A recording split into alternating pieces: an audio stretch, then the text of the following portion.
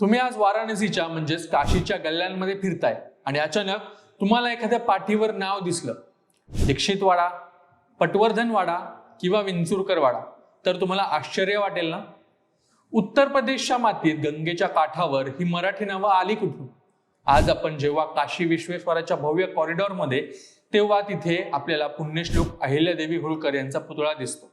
पण तुम्हाला माहिती आहे का की वाराणसीमध्ये अहिल्यादेवींची साक्षात पार्वती म्हणून पूजा केली जाते. तिथले लोक त्यांना केवळ राणी मानत नाहीत, तर ती त्यांच्यासाठी साक्षात देवी आहे. आजच्या व्हिडिओमध्ये आपण हाच इतिहास चालणार आहोत. अशा एका महान स्त्रीचा, जिने आक्रमकांनी उद्ध्वस्त केलेली आपली श्रद्धास्थानं पुन्हा उभं केली.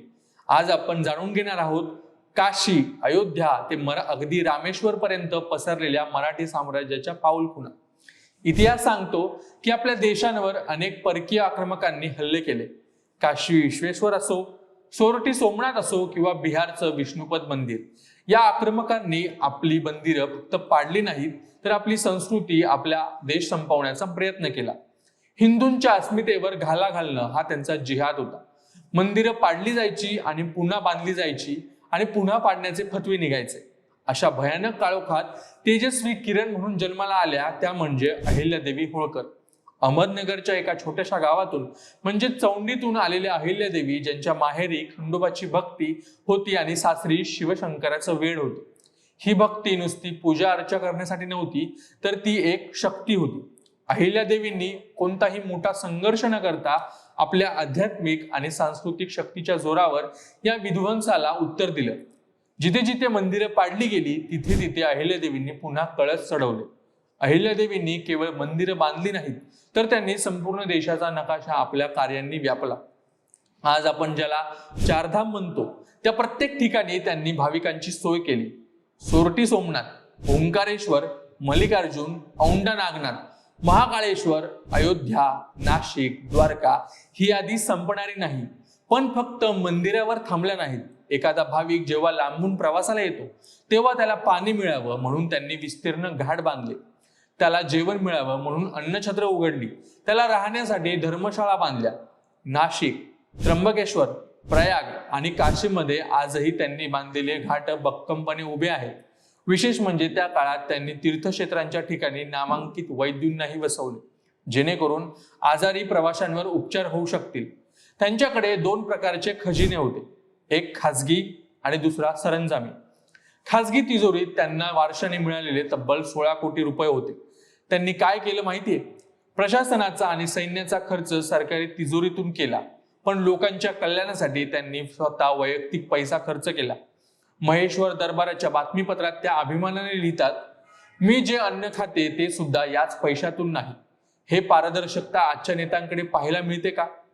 त्या काळात अहिल्यादेवींनी विधवा महिलांना पतीच्या मालमत्तेवर हक्क मिळवून दिला आणि मुलगा दत्तक घेण्याचे अधिकार देखील कायद्यात बदलून दिले. त्यांनी पद्मश्री नॅन्सी नावाच्या कंपनीला महेश्वर ते पुणे टपाल वाहून देण्याचं काम दिलं होतं. विचार करा, 1783 मध्ये त्यांनी पोस्टल सिस्टम सुरू केली होती.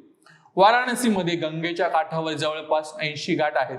पण तुम्हाला ऐकून अभिमान वाटेल, त्यातले साधारण 30 घाट हे मराठा राज्यकर्त्यांनी बांधले गेलेत. भोसले घाट, पेशवा घाट, राजा घाट आणि सगळ्यात महत्वाचा घाट म्हणजे अहिल्याबाई घाट. काशीतल्या गल्ल्यांमध्ये फिरताना तुम्हाला दीक्षित, पटवर्धन, फडणवीस, आंग्रे असे कितीतरी वाडे दिसतील. ही मराठी सरदार मंडळी जेव्हा काशीला यायची, तेव्हा त्यांच्या मुक्कामासाठी ही भव्य वाडे बांधले गेले होते. सध्या काशीत जे विश्वेश्वराचं मंदिर आपण बघतो, त्याचा जीर्णोद्धार 1770च्या दशकात अहिल्यादेवींनीच केला. आजही तिथले लोक सांगतात, आज हे काशीचं वैभव दिसतंय ते सगळं मराठी राजांमुळेच आहे. काशीतल्या लोकांच्या हृदयात अहिल्यादेवींचं स्थान इतकं मोठं आहे की त्यांची तिथे पार्वती रूपात पूजा केली जाते. मराठ्यांच्या मनात काशीबद्दल किती ओढ होती याचं उत्तम उदाहरण म्हणजे थोरल्या माधवराव पेशव्यांची शपथ. 1772 मध्ये आपल्या मृत्यूआधी त्यांनी आपल्या सरदारांना 9 शपथा दिल्या होत्या. त्यातली एक महत्वाची शपथ होती, काशी आणि प्रयाग आपल्या मराठी साम्राज्यात आणणं. यासाठी कितीही मोठी जहागीर द्यावी लागली तरी चालेल, पण हे प्रयत्न सोडू नका, असं त्यांनी सांगितलं होतं. याच ओढीतून काशीत विठ्ठल मंदिरं बांधली गेली, गणेश घाट बांधला गेला आणि काळभैरव मंदिराचा जीर्णोद्धार सुद्धा झाला. अगदी झाशीची राणी लक्ष्मीबाई, ज्यांचं बालपणाचं नाव मणिकर्णिका होतं, त्यांचं कनेक्शनही या काशीचंच आहे. त्यांचे वडील मोरपंत तांबे हे पेशव्यांचे कारभारी म्हणून तिथेच असायचे.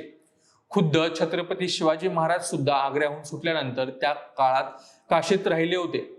तुम्हाला प्रश्न पडला असेल की हे मराठी लोक तिथे नक्की कधी गेली, तर याचा उल्लेख 13व्या शतकातल्या एका भीषण दुष्काळाशी जोडला जातो.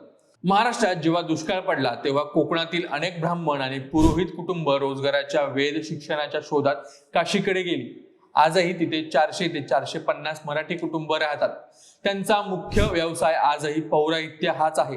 7 पिढ्यांपासून ते तिथे राहणारे मराठी लोक आता पूर्णपणे वाराणसीचे झाले आहेत, पण त्यांनी आपली मराठी संस्कृती आणि आपली नाळ आजही जिवंत ठेवली आहे. मल्हारराव होळकरांनी अहिल्यादेवींना युद्धकलेचं शिक्षण दिलं होतं. 1771 मध्ये त्यांनी रामपूरच्या चंद्रवतांचा युद्धात पराभव केला. त्यांच्या मुत्सद्देगिरीचा एक किस्सा तर मोठा भारी आहे. जेव्हा राघोबा दादा सैन्य घेऊन चालून आले तेव्हा अहिल्यादेवींनी अशी काही खेळी खेळली की राघोबांना आपलं सैन्य बाजूला ठेवून पालखीतून एकटं भेटायला यावं लागलं. आज आपण ज्या महेश्वरी साड्या मोठ्या आवडीने घेतो तो उद्योग अहिल्यादेवींनी सुरू केला. त्यांनी विणकरांना आश्रय दिला. त्या काळात सोयी सुविधा दिल्या. आज शेकडो कुटुंब याच उद्योगावर जगतात. ही त्यांची व्यावसायिक दूरदृष्टी होती. त्यांनी फक्त मंदिरं बांधली नाही तर हाताला कामही दिलं. इंग्रजांच्या फोडा आणि राज्य करा या नीतीला अहिल्यादेवींनी अस्वलाच्या मिठीची उपमा दिली होती. अस्वल जसं मिठी मारून मारतं तसे ते इंग्रज आहेत असं त्या म्हणायच्या. म्हणूनच त्यांनी ब्रिटिशांविरुद्ध एकतेचं आव्हान केलं होतं. त्यांची हीच महानता बघून पंडित नेहरूंनी त्यांना संत शासक म्हटलं होतं, तर ॲनी बेझंट यांनी त्यांच्या निधर्मी विचारांचं कौतुक केलं. आज आपण जेव्हा काशीला जातो, बनारस वाराणसीला जातो, तिथलं वैभव पाहतो, तिथली भक्ती श्रद्धा पाहतो, तेव्हा हे नक्की आठवा की हे सगळं त्या पुण्यश्लोक अहिल्यादेवी यांच्या कष्टाचं फळ आहे.